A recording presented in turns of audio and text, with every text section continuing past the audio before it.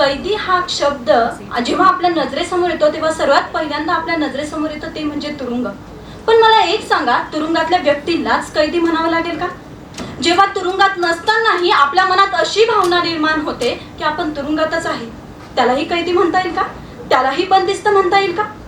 समाजाच्या भीतीपोटी आपण काही शब्द हे आपल्या मुखातच गिळून ठेवतो, त्याला देखील बंदिस्त म्हणा म्हटला जातो. आणि मग मला कुठेतरी वाटतंय मला बंदिस्त केलंय का कुणीतरी?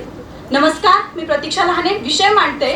वाटतंय बंदिस्त केलंय कुणीतरी मला युगायुगांचा कैदी म्हणून. विषय समोर आला, विषय नजरेसमोर आला, त्यावेळेस प्रश्न पडला मी विषय मांडू तर मांडू कोणत्या बाजूने? तेव्हा लक्षात आलं एक समाज म्हणून मांडू, एक व्यक्ती म्हणून मांडू, एक माणूस म्हणून मांडू का एक स्त्री म्हणून मांडू? पण त्याच्यात उल्लेख होता मला, आणि मग मला तेव्हा लक्षात आलं की मी हा विषय एक स्त्री म्हणून मांडावा. आज स्वातंत्र्याला 75 वर्ष पूर्ण होत आहेत. सगळीकडे आझादी का अमृत महोत्सव मोठ्या थाटामाटात साजरा होतोय, पण एकीकडे स्त्रीच्या सुरक्षिततेविषयी प्रश्न हा मात्र उभाच आहे. रोहिदास होले यांच्या शब्दात स्वातंत्र्याच्या चव्हाट्यावर हे कोणतं अस्तित्व आहे? स्वातंत्र्याच्या चव्हाट्यावर हे कोणतं अस्तित्व आहे? स्त्री अस्तित्व तू अजूनही बंदिस्त आहे. स्त्री अस्तित्व तू अजूनही बंदिस्त आहे. रोहिदास होले देखील सांगतायत की स्त्री अस्तित्व अजून देखील बंदिस्त आहे.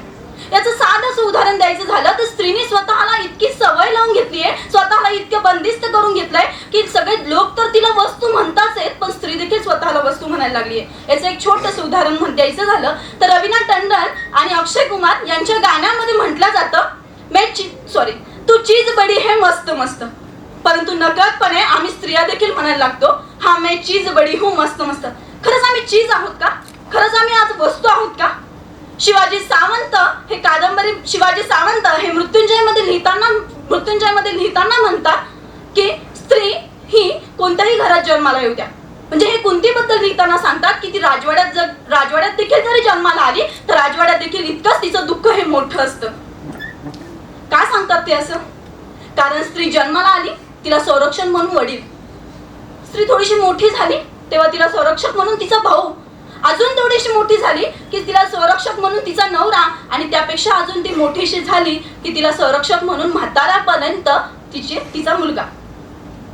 प्रत्येक ठिकाणी तिला संरक्षकाची गरज असते. मग मला सांगा स्त्री ही बंदिस्त नाही तर काय आहे? स्त्रीचा बंदिस्तपणा हा कुठेतरी नकळतपणे वाढत चाललाय. पायातल्या जोड्यापासून गळ्यातल्या मंगळसूत्रापर्यंत, हातातल्या चुड्यापासून माथ्यावरच्या सिंदुरापर्यंत स्त्रीला बंदिस्त केले जाते. आणि घरातून निघल्यापासून घरात वापस येईपर्यंत ती स्त्री ही प्रत्येकात बंदिस्त कुठेतरी केल्या जाते. सिमॉन द बायर म्हणता की स्त्री ही जन्मत नाही. काय? स्त्री ही जन्मत नाही तर ती घडवली जाते. का असं होतं? मूल म्हणून ती स्त्री जन्माला येते, परंतु समाज तिला घडवत असतो की तिला तेव्हाच तिचा फरक कळून जातो की ती एक मुलगा आहे का मुलगी आहे. आणि तेव्हा मला लक्षात येतं की एक स्त्री म्हणून कुठेतरी मी खरंच बंदिस्त आहे, आणि वाटायला लागतं की बंदिस्त केलंय का कोणीतरी मला युगायुगांपासून कैदी म्हणून. आत्ताचं उदाहरण द्यायचं झालं तर श्रद्धा हत्याकांड. यात तिचे 35 तुकडे झाले. सगळ्यात पहिल्यांदा तिने प्रेम केलं. मला नाही वाटत की प्रेम करणं हा गुन्हा आहे. त्यानंतर ते एकत्र आले आणि त्यानंतर तिचा गळा दाबून तिला मारून टाकण्यात आलं. तिला मारून टाकल्यानंतर तिचे 35 तुकडे झाले. अहो, तिच्या तुकड्यांवरही तिचा अधिकार नव्हता. तिचे तुकडे देखील फ्रीज मध्ये ठेवण्यात आले. आणि मग याला तिच्या तुकड्यांवरही अधिकार नसताना तिचे तुकडे देखील ते बंदिस्त झाले. आणि खरंच स्त्री ही नेहमी बंदिस्तच राहिली. दिशा सालिया हे प्रकरण ऐकायचं झालं तर तिच्या आत्महत्येचं अजूनही कारण हे गूढ आहे. असं म्हटलं जातं की तिचा तोल गेलाय, किंवा असं म्हटलं जातं की कोणीतरी तिला ढकललंय. परंतु मला एक सांगा, तिचा तोल गेलाय. प्रत्येक वेळी स्त्रीचाच का तोल जातो?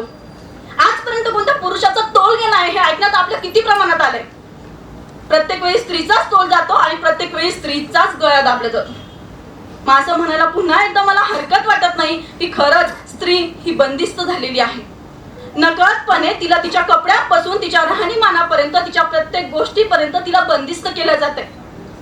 स्त्रीची आयडेंटिटी म्हणून आजकाल असं सगळे म्हणतात की स्त्रीची आयडेंटिटी आता खूप हे मोठ्या क्षेत्रात झाली आहे. राजकारणात देखील स्त्री आहे. सगळे गौरवास्पद सांगतात की आपल्या भारतात 2 राष्ट्रपती आणि 1 महिला पंतप्रधान आहे.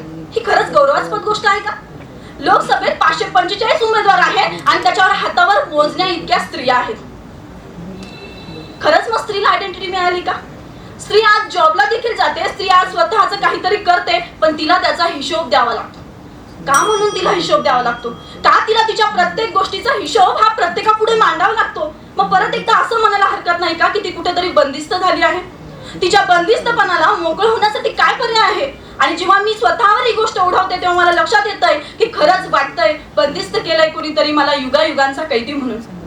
शेवटी जाता जाता आणि या व्यासपीठाची रजा घेता घेता मला एकच म्हणावंसं वाटतं, आणि या व्यासपीठाने मला माझं मत मांडण्याची संधी दिली त्यामुळे एकच म्हणावंसं वाटतं, एकदा तरी वाटतंय मोकळा श्वास घ्यावा, एकदा तरी वाटतंय मोकळा श्वास घ्यावा, एकदा तरी वाटतंय आता तरी आम्ही स्त्रियांनी मोकळा श्वास घ्यावा, बंधने सारे झिंकारून कुठेतरी पुढारी घ्यावी आणि या बंदिस्त भावनांना उन्मुक्त होता यावा. धन्यवाद.